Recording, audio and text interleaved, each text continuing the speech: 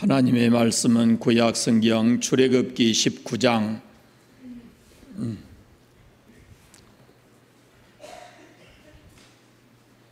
출애굽기 19장 1절부터 6절 말씀까지입니다.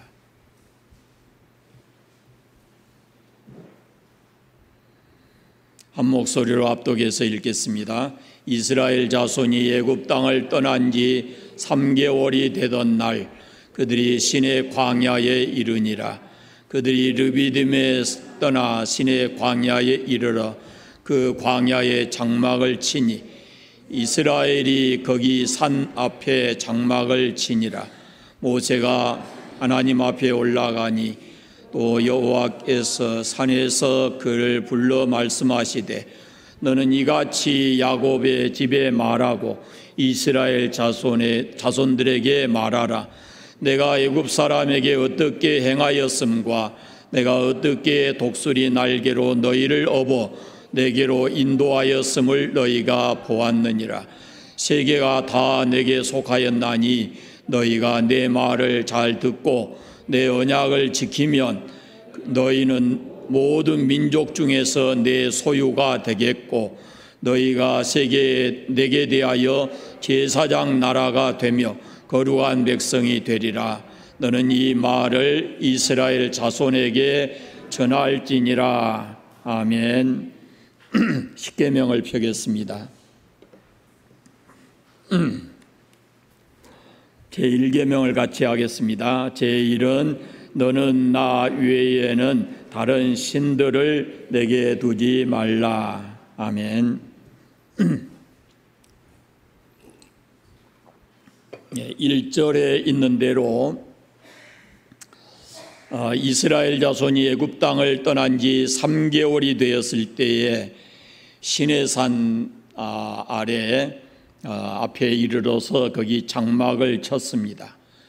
그때 모세가 산에 올라갑니다. 여호와께서 산에서 모세를 부르신 겁니다. 그리고 모세에게 말씀하십니다. 하나님의 말씀을 야곱의 집에 말하고 이스라엘 자손들에게 말하라 이럽니다. 여호와 하나님은 말씀하시고 모세는 듣습니다. 하나님께서 모세에게 이스라엘과 야곱의 집과 이스라엘 자손들에게 전하라 하신 말씀이 4절부터 6절까지의 말씀입니다. 다시 한번 읽어보겠습니다. 내가 애굽 사람에게 어떻게 행하였음과 내가 어떻게 독수리 날개로 너희를 업어 내게로 인도하였음을 너희가 보았느니라. 세계가 다 내게 속하였나니 너희가 내 말을 잘 듣고 내 언약을 지키면 너희는 모든 민족 중에서 내 소유가 되겠고 너희가 내게 대하여 제사장 나라가 되며 거룩한 백성이 되리라. 너는 이 말을 이스라엘 자손에게 전할지니라. 아멘. 모세가 하나님께 들은 말씀을 이제 이스라엘 백성들의 장로들을 불러서 그 말씀을 그대로 전합니다. 그리고 그 말씀을 전해 들은 백성들이 일제히 반응을 하는데 8절을 보십시오. 백성이 일제히 응답하여 이르되 여호와께서 명령하신 대로 우리가 다 행하리이다. 모세가 백성의 말을 여호와께 전하매. 이 과정을 잘 보십시오. 하나님께서 모세에게 말씀하십니다. 모세는 하나님께 들은 말씀을 백성의 장로들에게 전했습니다. 그 말씀을 듣고 온 백성들이 응답을 합니다. 백성들의 응답은 여호와께서 명령하신 대로 우리가 다 행하겠습니다 라는 것이었습니다. 그 백성들의 응답을 듣고 모세가 다시 그것을 하나님께 보고합니다. 모세의 말을 들으시고 여호와께서 다시 말씀을 하십니다. 그 다음에 말씀을 제가 계속해서 읽어보겠습니다. 내가 빽빽한 구름 가운데서 내게 임함은 내가 너와 말하는 것을 백성들이 듣게 하며 또한 너를 영영히 믿게 하려 함이니라. 모세가 백성의 말을 여호와께 아뢰었으므로 여호와께서 모세에게 이르시되 너는 백성에게로 가서 오늘과 내일 그들을 성결하게 하며 그들에게 옷을 빨게 하고 준비하게 하여 셋째 날을 기다리게 하라. 이는 셋째 날에 나 여호와가 온 백성의 목전에서 시내산에 강림할 것임이니. 이 과정을 잘 보시면 우리가 한 가지 분명하게 알 수 있는 것이 모세라는 사람은 하나님과 그 백성들 사이에 다리를 놔주는 역할을 했습니다. 이것을 가리켜서 중보자의 역할, 이렇게 말할 수 있습니다. 하나님은 모세에게, 모세는 백성에게, 그리고 백성들은 다시 모세에게, 모세는 또 그것을 하나님께 이렇게 오고 가면서 말씀을 전하고 전해주고 이렇게 했습니다. 구약 성경에는 이 다리와 같은 역할을 하는 사람이 셋 있습니다. 왕, 제사장, 선지자, 그렇습니다. 그러나 이 세 역할을 동시에 하신 분이 계시는데 그분이 바로 예수님이십니다. 하나님 한 분이시고 또 하나님과 사람 사이의 중보도 한 분이시니 그 사람이신 그리스도 예수라 그랬습니다. 예수님은 다리를 놓으려 오셨습니다. 하나님과 사람 사이에, 또 사람과 사람 사이에 다리를 놓으려 오셨습니다. 에베소서 2장에 보면 그는 우리의 화평이신지라 둘로 하나를 만드사 원수된 것 곧 중간에 막힌 담을 자기 육체로 허시고 또 십자가로 이 둘을 한 몸으로 하나님과 화목하게 하려 하심이라. 원수된 것을 십자가로 소멸하시고 그랬습니다. 예수님이 지신 십자가가 하나님과 우리 사이를 연결해 주는 다리입니다. 이제 그 십자가의 복음을 믿는 사람에게 있어서 오늘 그 십자가의 복음을 믿고 하나님과 연결된 사람들은 예배가 하나님을 만나는 중요한 다리입니다. 예배는 하나님과 사람의 만남입니다. 그리고 하나님과 사람 사이를 연결해 주는 또 하나의 것이 있는데 예배 중에 하나님의 말씀입니다. 예배는 하나님의 말씀을 통해서 하나님과 우리 사이에 다리를 놓아주는 영적 교제를 이루게 만드는 것입니다. 하나님은 예배를 통해서 우리에게 말씀하십니다. 예배의 중요한 것은 준비입니다. 거룩한 준비.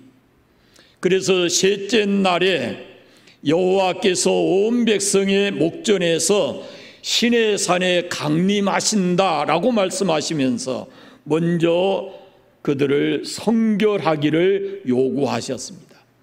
11절 말씀에 준비하게 하여 셋째 날을 기다리게 하라, 그렇게 말씀하십니다. 그 셋째 날에 여호와께서 강림하신다라고 말씀합니다. 예배는 기다림입니다. 하나님과의 만남을 기다리는 겁니다. 예배자는 언제나 하나님과의 만남을 기다려야 합니다. 우리는 예배를 통해서 하나님의 은혜와 능력을 경험합니다. 하나님 주신 말씀을 통해서 하나님의 은혜와 능력을 경험하고 그래야 내 삶의 변화가 일어나게 되어지는 겁니다. 예배 가운데 하나님은 우리에게 말씀하십니다. 그러므로 예배를 준비하고 기다려야 합니다. 하나님이 오늘 내게 어떤 말씀을 가지고 내게 다가오실 것인가 라는 그런 마음을 가지고 하나님을 기다리고 하나님의 말씀을 기다리는 것이 예배다라는 말씀입니다. 오늘은 우리가 읽은 말씀 중에 4절부터 6절까지의 말씀에 초점을 맞춰서 예배에 관한 말씀을 드리려고 합니다. 첫째는 예배는 하나님의 구원의 은혜를 기억하는 것입니다. 예배의 핵심은 하나님의 은혜를 기억하는 것입니다. 그런데 우리는 하나님의 은혜를 너무 쉽게 잊고 삽니다. 하나님이 하신 일, 하나님이 내게 하신 일, 그것을 기억해야 합니다. 하나님께서는 먼저 이스라엘 백성에게 하나님이 그들 가운데 하신 일을 기억하라고 말씀하십니다. 4절을 보겠습니다. 내가 애굽 사람에게서 어떻게 행하였음과 내가 어떻게 독수리 날개로 너희를 업어 내게로 인도하였음을 너희가 보았느니라. 이 말씀 속에 먼저 하나님께서 애굽 사람들 속에 행하신 일, 곧 이스라엘 백성을 어떻게 구원해 내셨는가라는 것을 기억하기를 원하신 겁니다. 그리고 독수리 날개로 업어 인도하셨다 했는데 하나님이 그들을 그 애굽에서부터 지금 시내산 밑에까지 어떻게 인도해 오셨는가, 독수리 날개로 업어 오는 것처럼 그렇게 왔다는 겁니다. 사실 홍해를 어떻게 사람의 힘으로 건넙니까?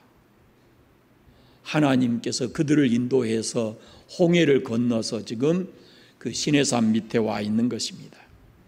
여러분, 예배는 하나님의 은혜를 기억하는 것이 예배입니다. 하나님의 은혜를 잊어버리는 것이 곧 죄로 연결이 됩니다. 모세가 십계명을 받기 위해서 40일 동안 산에 올라가 있었을 때 산 아래의 백성들이 불안해졌습니다. 그래서 그들이 금송아지를 만들었어요. 애굽에서 그들을 구원하시고 인도하신 하나님을 잊어버리고 금송아지를 만들어서 하나님을 대신하려고 했습니다. 백성들이 불안해서 우리를 인도할 신을 우리를 위하여 만들라 그렇게 요구했고, 아론을 중심으로 금송아지를 만들어 놓고 이스라엘아, 이는 너희를 애굽 땅에서 인도하여 낸 너희 신이로다 그러면서 섬겼습니다. 출애굽한 지 이제 겨우 3개월입니다. 하나님의 특별한 은혜로 그들이 구원받은 지 3개월 되었습니다. 그런데 하나님의 구원을 잊어버리고 하나님이 인도하신 그 은혜를 잊어버리고 금송아지를 만들어서 이것이 우리를 인도하는 신이다 라고 지금 얘기하는 겁니다. 그들은 기다리지 못했습니다. 시내산에 올라가 있는 모세를 기다리지 못했습니다. 여러분, 예배의 핵심은 기다림입니다. 하나님의 백성은 기다리지 못해서 하나님의 은혜를 저버렸습니다. 하나님의 은혜를 잊어버리고 하나님의 은혜를 욕되게 했습니다.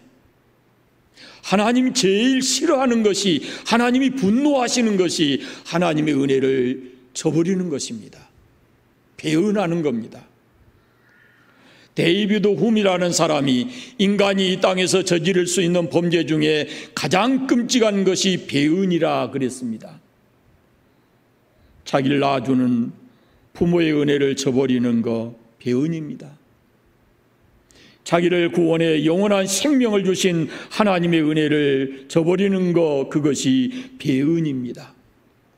이 배은의 뿌리에 뭐가 있느냐면은 은혜를 망각하는 것입니다. 부모의 은혜를 기억하는 사람이, 부모의 은혜를 깨달은 사람이 어떻게 부모에게 해를 가할 수가 있어요? 부모를 어떻게 배은할 수가 있어요? 하나님이 나를 어떻게 구원해 내셨는가, 그 은혜를 잊어버리지 않으면 어떻게 하나님을 배반하겠습니까? 그래서 우리는 예배 때마다 잊혀져 가는, 기억 속에서 사라져 가는 하나님의 은혜를 다시 기억해내고 회복하는 것, 그것이 바로 하나님께 드리는 예배의 의미입니다. 혹시라도 여러분 희미해져 가고 있는지, 구원의 감격이 사라져 가고 있다면 이 예배를 통해서 다시 하나님의 은혜, 구원의 은혜, 하나님이 인도해 주시는 그 은혜를 회복하시기를 바랍니다. 하나님의 은혜를 잊으면 안 돼요. 그 하나님의 은혜를 기억하고 그 은혜에 감사해서 드리는 것이 바로 예배다라는 것입니다. 여러분의 예배가 그런 예배이기를 바랍니다. 두 번째, 예배는 하나님의 말씀을 청종하고 순종하는 겁니다. 잘 듣고 순종하는 겁니다. 우리가 하나님의 은혜를 잊지 않기 위해서는 늘 하나님의 말씀을 들어야 합니다. 은혜를 잊지 않기 위해서도 하나님 말씀을 들어야 하고, 우리가 이 땅에서 복된 삶을 살아가기 위해서도 하나님의 말씀을 듣고 순종해야 합니다.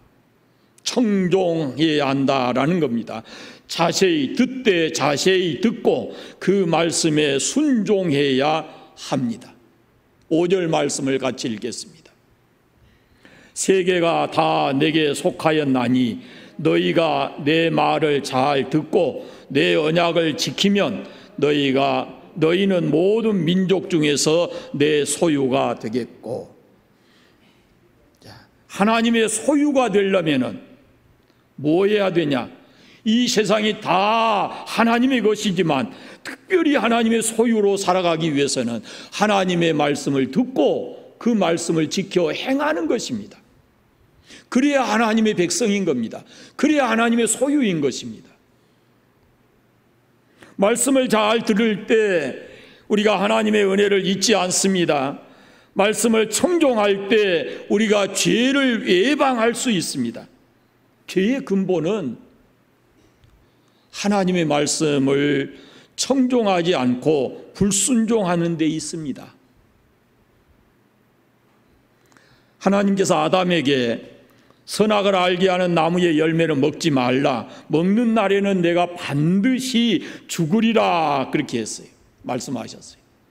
그 말씀을 아담이 듣고 부인인 하와에게 했지 않겠습니까? 그런데 하와에게 뱀이 와서 유혹하니까 이렇게 말을 했어요. 하와가 여자가 뱀에게 말하되 동산 나무의 열매는 우리가 먹을 수 있으나 동산 중앙에 있는 나무의 열매는 하나님의 말씀에 너희는 먹지도 말고 만지지도 말라, 너희가 죽을까 하노라. 두 말씀의 차이를 여러분 생각해 보셨나요? 이 두 말씀을 보세요. 하나님께서 아담에게 먹는 날에는 먹지 말라, 먹는 날에는 반드시 죽으리라. 하와는 하나님의 말씀에 너희는 먹지도 말고 만지지도 말라, 너희가 죽을까 하노라. 달라졌습니다. 아담이 전해준 하나님의 말씀을 이 하와는 잘 듣지 않았다라는 겁니다. 이스라엘 백성이 광야에서 금송아지를 만든 것은 정말 큰 비극입니다. 그들이 불평하고 원망하는 것도 하나님께서 다 용서하셨지만 이 금송아지 만든 사건은 정말로 비극이었어요. 출애굽, 하나님이 구원시킨 것은, 이스라엘 백성을 구원시킨 것은 애굽에서 오래 살면서 그 애굽의 다양한 신들을 섬겨오는 그 백성들을 구원해내서 이제는 하나님만 예배하는 참된 예배자로 살아가게 하기 위해서 그들을 구원해내셨는데, 그런데 그 하나님의 은혜를 잊어버리고 하나님 대신에 금송아지를 만들어 놓고 그 우상 앞에 절하면서 제물을 바칩니다. 문제는 그들을 구원하고 인도하신 하나님의 은혜를 잊어버리고 그들이 지금 애굽의 여러 신들 중에 하나인 금송아지를 만들어 놓고 그걸 섬기고 있다고 말입니다. 장소는 애굽에서 지금 광야로 와 있습니다. 특별한 은혜를 입고 거기까지 왔습니다. 그런데 이 사람들은 하나님, 구원해 주신 하나님은 잊어버리고 애굽에서 섬기던 그 금송아지 신을 지금 섬기고 있다 그 말입니다. 하나님께서 그런 이스라엘 백성들의 금송아지 숭배하는 모습을 보고 분노하셨습니다. 그리고 모세에게 말씀합니다. 너는 내려가거라. 네가 애굽 땅에서 인도하여 낸 네 백성이 부패하였다라고 말씀합니다. 하나님께서 그들을 인도해 내실 때는 이 백성은 내 백성이다라고 생각을 하시고 구원해 내셨는데 그들이 금우상을 섬기면서 부패하니까 하나님께서 네 백성, 네가 인도하여 낸 네 백성이다 이렇게 말씀을 해요. 여러분, 이스라엘 백성들의 부패는 예배의 대상을 바꾼 부패입니다. 예배의 대상을 바꿔버린 부패예요. 부패했다는 말은 썩었다는 말입니다. 타락하고 악취가 난다라는 말씀입니다. 부패하면 재구실 못합니다. 음식이 부패하면 먹을 수 없고 음식이 부패하면 쓸모없게 돼서 버려져야 합니다. 하나님께서 이스라엘 백성을 향해서 그들이 부패했다라고 말씀하신 것은 이제는 더 이상 쓸모없게 됐다, 버려야 되겠다라는 말씀입니다. 그래서 과거에 내 백성을 삼으려고 그들을 구원해 내셨는데 이제는 모세를 향해서 너 백성이다, 네 백성이다 이렇게 말씀하는 겁니다. 그들의 행위가 하나님께서 버려야 할 가장 악취나는 행위를 하고 있다라는 말씀입니다. 우리가 하나님께 예배를 잘 드리면 우리는 온전해집니다. 쓸만한 사람이 됩니다. 세상을 살아가면서 제 기능을 하면서 살아가게 됩니다. 반면에 우상을 섬기면 쓸만한 사람도 부패하게 되고 버려지게 됩니다. 사울이 바로 그런 사람 중 하나입니다. 이스라엘 백성이 부패한 것은 예배의 대상을 바꾼 데 있습니다. 하나님, 구원하신 하나님을 떠나서 우상을 만들고 섬기는 데 있습니다. 여러분, 하나님의 말씀은 하나님께서 우리에게 베푸신 구원의 은혜와 하나님이 인도하시는 그 손길을 늘 기억하게 하는 겁니다. 이스라엘 백성들은 한때 모세를 통해서 주신 하나님의 말씀을 듣고 우리가 여호와께서 명령하신 대로 다 행하겠습니다 그랬어요. 이 십계명을 주신 다음에도 이 출애굽기 24장에 가서 보면 이래요. 모세가 와서 여호와의 모든 말씀과 그의 모든 율례를 백성에게 전하며 그들이 한 목소리로 응답하여 이르되 여호와께서 말씀하신 모든 것을 우리가 준행하겠나이다 그래요. 그런데 그들이 하나님과의 약속을 저버렸습니다. 하나님과의 약속을 저버린 겁니다. 여러분, 우리가 하나님 앞에 참된 예배자가 되기 위해서는 하나님의 말씀을 청종해야 합니다. 다른 예배의 대상이 없고 다른 어떤 것도 우리의 예배의 대상이 될 수가 없습니다. 하나님만이 우리를 구원하셨고 우리 길을 인도하신 분이기 때문에 하나님만이 우리의 예배의 대상이고 그분 말씀 속에 우리가 이 땅을 살아갈 때 복된 삶을 살아갈 수 있는 삶의 길이 있고 천국을 향해서 가는 영원한 대로가 열려져 있습니다. 그래서 하나님 말씀 잘 들어야 되고 그 말씀대로 순종하면서 살아가야 합니다. 세 번째, 예배는 우리가 하나님의 소유임을 확인하는 것입니다. 예배 드릴 때 우리가 두 가지 사실을 알게 됩니다. 하나는 하나님이 누구신가라는 것을 알게 돼요. 하나님은 창조주이시고 우리를 구원하신 구원자이십니다. 또 하나는 우리가 누구인가를 알게 돼요. 우리는 피조물이고 구원받아서 하나님의 소유된 하나님의 백성입니다. 5절의 마지막에 있는 대로 너희는 모든 민족 중에서 내 소유가 되겠고 그럽니다. 여러분, 본래 우리는 하나님의 소유였습니다. 하나님이 우리를 창조하셨기 때문입니다. 우리가 하나님의 소유라는 것을 깨닫는 것 자체가 큰 축복입니다. 그걸 모르고 세상을 살아가는 사람들이 얼마나 많은지 모릅니다. 하나님이 나를 지으셨다라는 것을 깨닫고 살아가는 그 삶의 자체가 축복인 것입니다. 또 하나는 하나님께서 우리를 위해서 엄청난 값을 지불하시고 우리를 사셨기 때문에 그렇습니다. 하나님께서 우리를 지으셨을 뿐만 아니라 우리를 하나님의 소유 삼으시려고 너무도 큰 값을 치르고 우리를 사셨습니다. 대가를 지불하셨기 때문에 우리를 향해서 너는 내 것이다 라고 소유권을 주장하실 수가 있다, 그 말입니다. 피로 값을 지불하고 우리를 사셨습니다. 고린도전서에 보면은 너희는 너희 자신의 것이 아니라 값으로 산 것이 되었으니 그런즉 너희 몸으로 하나님께 영광을 돌리라 그랬습니다. 그런데 하나님께서 우리를 사시기 위해서 지불하신 값이 뭐냐면은 예수 그리스도의 피입니다. 그 어마어마한 값을 지불하고 하나님께서 우리를 사셨습니다. 그래서 하나님의 소유 삼으신 겁니다. 하나님의 백성이 되게 하셨습니다. 우리가 하나님의 소유인 것은 첫째는 하나님이 우리를 지으셨고, 또 하나는 죄로 타락되어 있는 우리를 다시 하나님의 소유 삼으시기 위해서 엄청난 값을 지불하고 우리를 사셨기 때문에 우리를 하나님의 것이다, 하나님의 소유라는 겁니다. 그러면 전능하신 하나님께서 우리를 하나님의 소유 삼으실 때는 그만큼 우리를 사랑하시고 또 아끼시고 지키시고 보배롭고 존귀하게 하신다라고 말씀하고 있습니다. 이사야 43장을 여러분이 한번 읽어보시면 하나님이 우리를 사랑하십니다. 우리를 아끼십니다. 우리를 보배롭고 존귀하게 여기십니다. 끝까지 우리를 책임지신다라는 겁니다.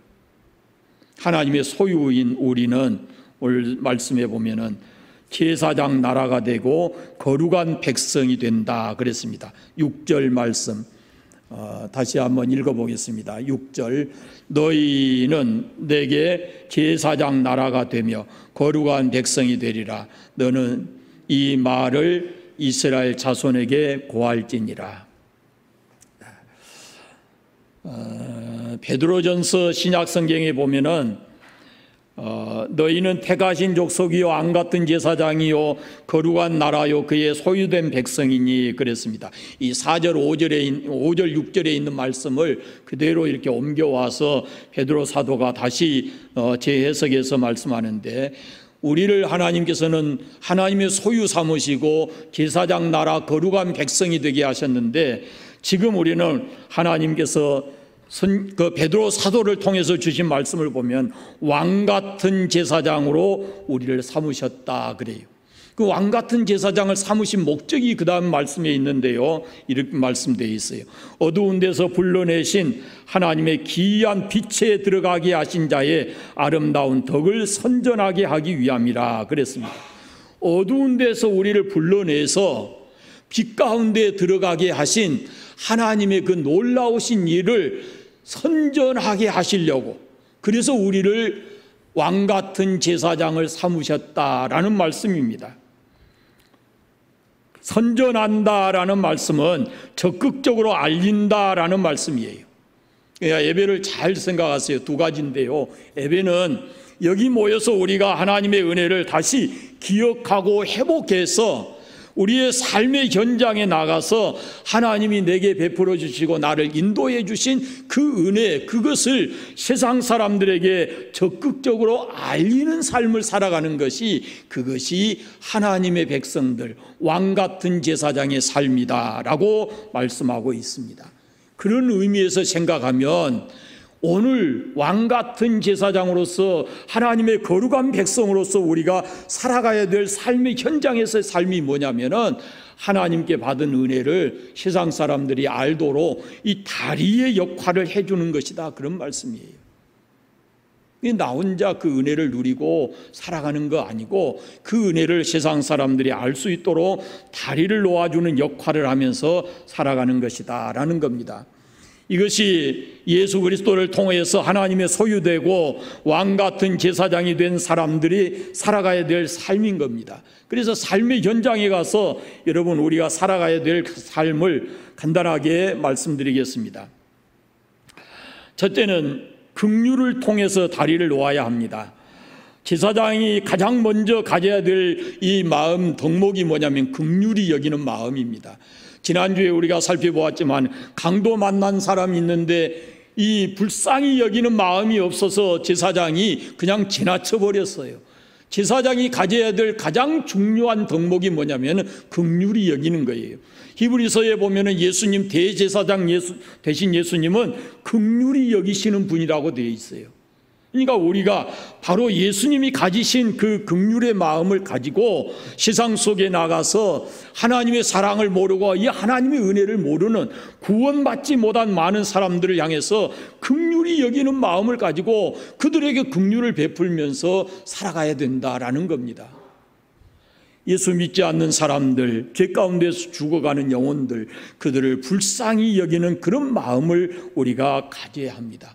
그래서 예수님과 세상에 믿지 않는 사람들 사이에 다리를 놔주는 역할, 긍휼히 여기는 마음을 가지고 그 일을 해야 합니다. 두 번째, 중보 기도를 통해서 다리를 놓아야 합니다. 제사장의 중요한 역할이 중보자의 역할입니다. 우리가 이스라엘 민족이 금송아지 만들어서 범죄했을 때 하나님께서 모세를 분노했다 그랬는데 모세가 다시 가서 내려다 보니까 모세도 감당하기가 어려웠어요. 그래서 십계명 두 돌판을 거기 깨뜨려 버리고 백성들에게 분노했어요. 그러나 그대로 버려둘 수가 없어서 다시 모세가 하나님께 올라가서 중보합니다. 백성들을 위해서 하나님 이들 용서해 주십시오. 이들을 이대로 버려두면 이들이 이대로 망하면 이 광야에서 구원하신 하나님의 이름이 욕되고 이들이 너무 불쌍하지 않느냐는 겁니다. 그래서 모세가 하나님께 자기 생명을 걸고 중보 기도를 합니다. 이 백성들을 용서해 주십시오. 그렇지 않으려면 내 이름을 하늘 생명책에서 지워버리십시오 라고까지 했어요. 그러면서 백성들의 죄를 용서해 달라고 기도한 겁니다. 여러분, 제사장의 역할이 바로 그런 역할입니다. 중보의 역할을 하는 겁니다. 제사장은 다시 말하면 왕 같은 제사장인 우리는 우선 나만 위해서 기도하는 것이 아니고, 물론 나를 위해서 기도해야지요. 그러나 나만을 위해서 기도하는 것이 아니고 내가 누군가를 위해서 기도해 줘야 된다는 겁니다. 예수 믿지 않는 사람들을 위해서도 기도해야 되고, 함께 신앙생활하고 있는 이 교회 안에 여러 성도들, 고난받는 성도들을 위해서도 기도해야 되고, 사랑하는 가족, 자녀들을 위해서도 여러분 우리가 그 중요한 책임이 있음을 알고 기도해야 하는 겁니다. 그것이 제사장, 왕 같은 제사장의 중요한 사역입니다. 놓치지 않기를 바랍니다. 세 번째, 축복을 통해서 다리를 놓아야 합니다. 제사장의 중요한 일은 하나님께 제사 드리는 일이에요. 그게 첫 번째예요. 그러나 그 다음에는 뭐 하냐면은 나와서 백성들을 축복하는 겁니다. 민수기 6장에 보면 이 내용이 잘 나와 있습니다. 백성을 축복한다라는 것은 복을 빌어준다 그런 말입니다. 자기가 주께로부터 복을 받고 그 복을 백성들에게 이렇게 축복을 해주는데, 만나는 사람마다 우리는 왕 같은 제사장으로서 그들을 축복해야 합니다. 누구에게든지 예수 그리스도의 이름으로, 여호와 하나님의 이름으로 모든 사람을 위해서 축복하는 삶을 살아야 합니다. 여러분, 하나님의 은혜로 구원받고 하나님의 인도하심을 받아 사는 사람들은 이 입술로 남을 저주하는 삶을 살아서는 안 됩니다. 모든 사람을 위해서 축복하는 입술이 되어야 합니다. 그 축복을 통해서 다리를 놓는 역할을 해야 하는 겁니다. 마지막 하나는 감사, 찬양함으로 인해서 다리를 놔야 합니다. 감사는 받은 것을 받았다고 고백하는 것과 같습니다. 그리스도인이 가장 먼저 깨달아야 할 것은 구원받았다고 하는 것인데, 그 구원받았음에 대해서 감사하고 찬양하는 그 삶을 살아야 합니다.